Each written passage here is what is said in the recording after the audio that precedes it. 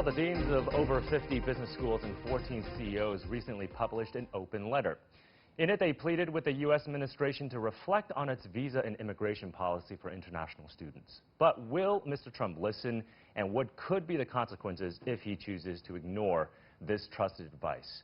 Also on the show, Liu Xin sits down with Xu Haoliang, the Assistant Secretary General of the United Nations, to discuss the past, the present, as well as the future of the UN's cooperation with China.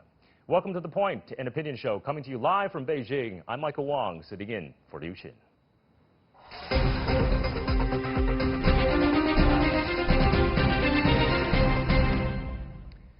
Well, 53 business school deans and 14 CEOs have all signed a public letter to the U.S. government encouraging a re-examination of current visa and immigration policies. The news comes after U.S. President Donald Trump promised to deal with the difficulties being faced by Chinese students trying to obtain visas. He also denied speculation that Washington wanted to block Chinese students from studying over in America. Meanwhile, according to data from the Graduate Management Admission Council, or GMAC as it's known, the turbulent environment is now driving international students elsewhere, to the UK, to Australia, to Canada. So is the U.S. at risk of losing global talent? And will this letter actually help shift opinion over in Washington? To talk more about this, Anuj Mehrotra, Dean of the School of Business at the George Washington University, who is one of the signatories of this public letter, joins us here on The Point. Dean, welcome to the program. Thank you very much. So the first question to you, I guess, is, we've heard about student visas, immigration policy all throughout the past few years. Why did you sign this letter right now, you think? So, Michael, first let me start by saying I'm here in China and really enjoying the warm welcome, and thank you for the opportunity today to talk to your audience. I think this is very simple. The reason why deans have signed it and the reasons why CEOs have signed it because they care about the competitive advantage of USA. Right now, over the last few years, as we all know, there's been tremendous economic growth, not just in the US, but in many, many countries, including China. And that we have done a very good job of creating many STEM jobs, particularly in STEM field and in business field. And there are almost 3 million STEM jobs which are unfulfilled right now. Okay, so part and parcel of that is that if we don't attract the right talent, and there is no way, the US cannot alone resource all of those jobs to be filled. So there's only two things that can happen. Either those jobs remain unfulfilled, in which case, of course, that suffers, and this talent is going to will take it somewhere else, because they will find a place to be able to create that innovation and participate in that innovation. Yeah. So if we are going to lose them, it's a very vicious cycle. Either which way, the US competitiveness is going to suffer. So in order to be able to do, because of that, we have tried to come back and propose that we open and let the U.S. have that advantage of the talent that it has always enjoyed. I mean, the letter says, quote, "We do not believe the U.S. right now has the high-skilled talent it needs. Also, it doesn't have the capacity right now to fill some of these talented jobs that it needs as well without a substantial change in the approach, you think." Do you think Washington perhaps right now has forgotten how much, in terms of the importance of economic immigrants coming to the country, does for the country in terms of boosting competitiveness, like you said, or productivity as well, even?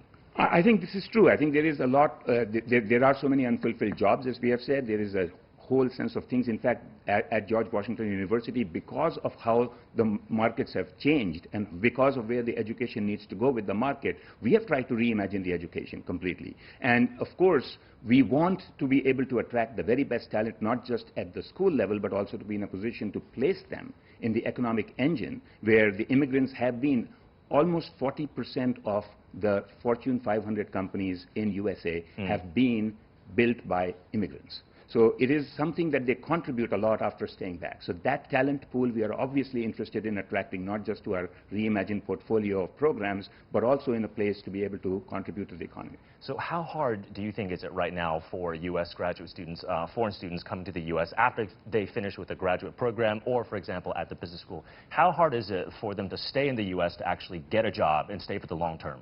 So I think that's a mix depending on their field. It's a lot of different aspects you can say, but I think most of our students who are wanting to stay either are able to stay where they need to be in the US, or they are able to find pathways to be able to work around the world, because we are a globally focused school. So we are preparing the students for the world, and I think many students either come with the intention of actually working somewhere else but want the education at George Washington University, or they have finding those pathways through multinationals and other mechanisms to be able to get placed.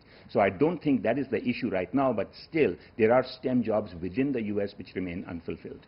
But unfortunately, the past few years, we have seen maybe streaks of nativism in the United States. What do you think about the academic atmosphere right now? Do you think foreign nationals, foreign students maybe feel just a bit more unwelcomed on the campuses of U.S. universities compared to the past few years? I think that is actually just the media, which is, there's the confusion between what's happening on the campus and perhaps what we are hearing in the media. Because on campuses, I can tell you firsthand, in George Washington University, for example, we are extremely welcoming of international students. In fact, there are so many different programs either run through a multicultural center or right from the time that the student is accepted to the time of graduation.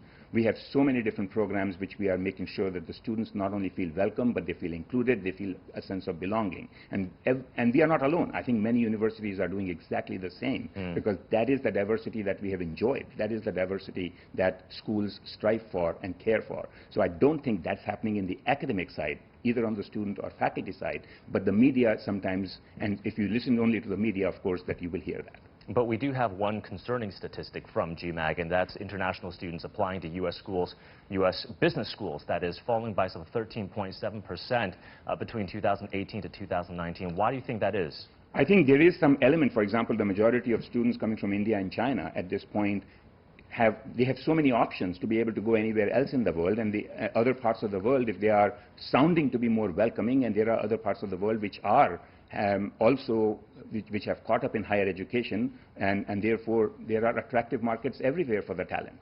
So they'll go where it's easiest to go and be able to use their talents to their advantage. So there is some element of that where people are not necessarily feeling what the pathway may be beyond the education, and they are finding a path directly from that. So there is some decline. But it seems like, Dean Mehrotra, it's just the United States, because we're actually seeing international applicants to business schools in Canada, in the UK, to Australia, Europe overall increasing. But to the U.S., I mean, that's a double-digit decline in the span of a year. And absolutely correct. And I think Canada and Australia and other countries are taking advantage of that. And they are like taking advantage where they are actually, the Canadian schools are actually in the Silicon Valley advertising their programs and asking students to come to Canada. So they have completely taken the opposite stand. So I think it is something which is true, but from the U.S. university perspective, I can tell you firsthand that the campuses are extremely welcoming. The campuses strive very hard to make sure that the international students feel a sense of belonging the same way they have always felt.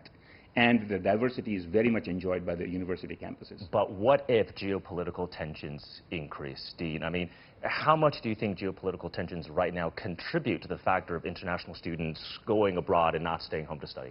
I think there is certainly some element of psyche, right? I mean, if a student is sitting there and they have choices all across the world where they can go and study, where they will be able to work, they will pick things which are more certain. And there is certainly some element of that uncertainty that does contribute. And what we are trying to do at the U.S. is really trying to innovate the educational models for the future as a consequence. Particularly, that's where we have been concentrating to attract the best talent, so that they see that the kind of education that they will need to prepare for the jobs of the future, or even the jobs of the present at this point, because pretty much the future is a year or two away in many cases. That has shrunk so much that we are preparing and reimagining the education that we have that competitive advantage to still draw the most talent to the U.S. You know, I was just speaking to a colleague before the program, and he says he doesn't plan to send his children to study in the United States going on in the future because he's worried about tensions overall. Do you think there's a general hostility towards Chinese students applying to the United States? Because last year, the Trump administration shortening visa durations for Chinese students, especially in the STEM fields. Of course, recently we also had a high-level space official here from China Space Agency being denied a visa to the United States to attend the International Astronautical Congress. I mean, it's about visa denials, revoking of visas, delaying visas, you name it. Are Chinese students being particularly targeted? I think there is a very big difference between what we are reading, what you are talking about, and what it is on academic campuses. I think on academic campuses, the reason why I'm here is because this is an important market. We have so many students, so many alumni. This is the talent provider for us. And we want to attract the very best students to GW. So it is, and many schools are doing exactly the same thing that we are doing. It is not the case that they are in any way being targeted on campuses themselves. I think there are issues. It's not just Chinese. There are some kind of antiquated rules about the percentage of visas that can be given, H-1 visas per country. And obviously, if the population of India and China is going to be also subject to that limit on a percentage of visas that can be given to any one country, that's going to impact the number of Chinese, and it will feel that way. What about Chinese business schools? They are certainly rising in the rankings. FD, the global MBA program, 6 now out of the top 50. Absolutely. 2009, we only had 2 in the top 100. Do you think Chinese business schools are going to increasingly draw talent from around the world, compete with U.S. universities more and more? I think they will. They are already drawing a lot more domestic applications because of this, and the Chinese business schools are doing extremely well. I want to talk to you specifically in terms of the solutions you have proposed in this open letter, one of them being removing the per-country caps on H-1B visas, the other creating this heartland visa where we can draw more students from abroad to vital areas, perhaps in the U.S., that need to see more revitalization. Have you heard anything in terms of a response from the U.S. Congress, from lawmakers, anywhere in the U.S. in terms of this proposal? This has been very recent that this letter has been sent. I haven't really followed up after that, and I've been traveling since then, so I have not really paid attention if there has been any response so far, but it's too early to tell. Too early to tell. Too early to tell, okay. But trade negotiators from the U.S. and China, of course, reaching this phase 1 deal in terms of China-U.S. trade talks, how do you think that might impact educational exchanges? I think anything that is going to result in some kind of a collective way to be able to continue the economic growth across the world is going to be helpful. So I think any way in which people feel comfortable with where there is some element of certainty on where things will go will be a good thing for everybody. So I don't know how it will evolve, what the implications can be, because nobody can tell right now. But on the other hand, I think I have always an optimist in this regard. Okay. But the H-1B visas, besides removing the per-country caps, how feasible, first of all, do you think that is for U.S. lawmakers to actually remove per-country caps? That's a difficult question for me to answer. I don't follow the level of intricacy required to be able to do that. It may be something that is complex to do, and we have to just wait and see. But we have to continue to argue for what we feel is correct. Okay, but overall, you think the atmosphere right now is still conducive to attracting talent to the United States? Because productivity, like Paul Krugman said, isn't everything, but in the long term, it's everything. And the U.S. has always been good at attracting immigrants and students from abroad, but this could be the start of something very tricky, I think, in terms of this atmosphere that we are seeing right now. I think it's a tricky concept when everybody else in the world, like China and Australia and Canada, are opening up their markets. Yeah. The rhetoric is such that people are attracted to that. And I think that is something, obviously something that can hurt in the short run unless it's reversed. Okay, all right, so it seems like lots more in terms of steps taken for U.S. lawmakers. Dean Anuj Mehrotra of the George Washington Business School, thank you so much for your time in terms of joining The Point. Well, thank you very much, Michael, for having me over. Appreciate it. You're going to go visit the Great Wall as well as the Forbidden City in the next I am few days, looking forward to it. Okay. Absolutely. Great, good stuff. Thank you so much for your perspectives and insights on this.